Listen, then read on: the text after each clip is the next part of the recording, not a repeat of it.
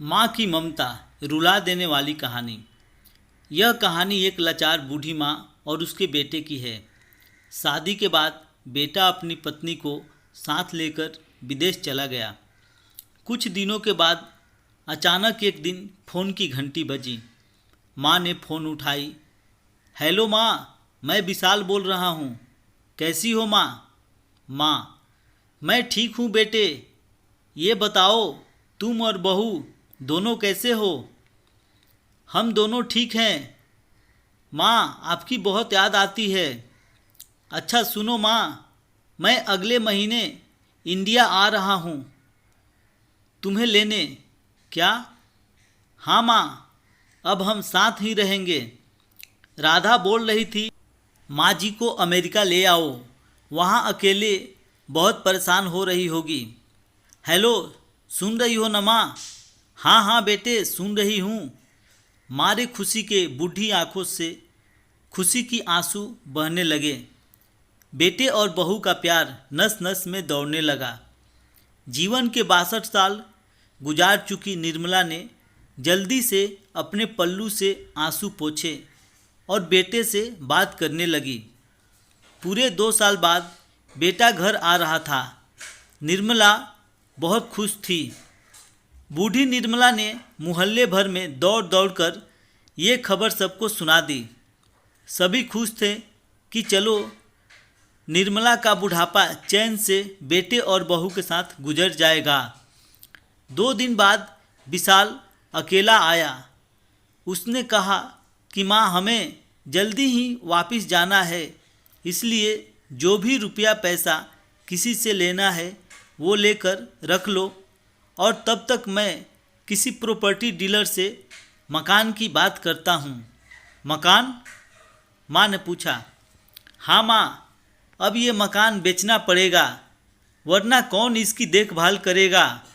हम सब तो अब अमेरिका में ही रहेंगे। बूढ़ी आंखों ने मकान के कोने कोने को ऐसे निहारा जैसे किसी अबोध बच्चे को सहला रही हो। आनन फानन में विशाल ने कम दाम में ही मकान बेच दिया। निर्मला देवी ने जरूरी सामान समेटा जिससे उसको बहुत ज़्यादा लगाव था। विशाल टैक्सी मंगवा चुका था। एयरपोर्ट पहुंचकर विशाल ने कहा, माँ, तुम यहाँ बैठो, मैं अंदर जाकर सामान की जांच, बोर्डिंग और वीज़ा का काम निपटा लेता हूँ। ठीक है बेटे। निर्मला देवी वहीं पास की बेंच पर बैठ गई। काफ़ी समय बीत चुका था। बाहर बैठी निर्मला देवी बार बार उस दरवाजे की ओर देख रही थी जिसमें विशाल गया था, लेकिन अभी तक बाहर नहीं आया।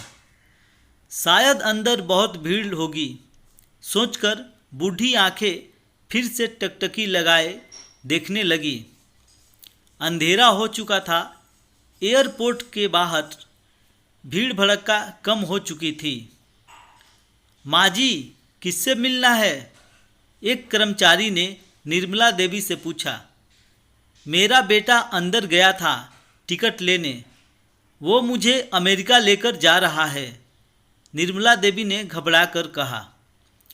लेकिन अंदर तो कोई पैसेंजर नहीं है। अमेरिका जाने वाली फ्लाइट तो दोपहर में ही चली गई। क्या नाम था आपके बेटे का? कर्मचारी ने सवाल किया। विशाल नाम है। निर्मला के चेहरे पे चिंता की लकीरें उभर आई। तभी कर्मचारी अंदर गया और कुछ देर बाद बाहर आकर बोला, माँ जी, आपका बेटा विशाल तो अमेरिका जाने वाली फ्लाइट से कब का जा चुका। क्या? यह सुन वृद्धा की आंखों से आंसुओं का सैलाब फूट पड़ा। बूढ़ी माँ का रोम रोम कांप उठा। किसी तरह वापस घर पहुंची, जो कि अब बिक चुका था। रात में घर के बाहर चबूतरे पर ही सो गई। सुबह हुई तो दयालु मकान मालिक ने एक कमरा रहने को दे दिया। पति की पेंशन से घर का किराया और खाने का काम चलने लगा।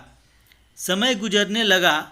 एक दिन मकान मालिक ने वृद्धा से बोला, माँ जी, क्यों नहीं आप अपने किसी रिश्तेदार के यहाँ चली जाती हैं? अब आपकी उम्र भी बहुत हो गई, अकेली कब तक रह पाइएगा? हाँ, चली तो जाऊँ, लेकिन कल मेरा बेटा यहाँ आया तो यहाँ फिर कौन उसका देखभाल करेगा? यह सुन मालिक भी रो पड़ा और बोला, तुम धन्य हो माँ। तो दोस्तों, हमारी ये स्टोरी सुनने के लिए आप सबको दिल से धन्यवाद। अगर हमारी ये स्टोरी अच्छी लगी तो चैनल को सब्सक्राइब करें, लाइक करें और कमेंट करें। मिलते हैं फिर अगले वीडियो में, तब तक के लिए जय हिंद।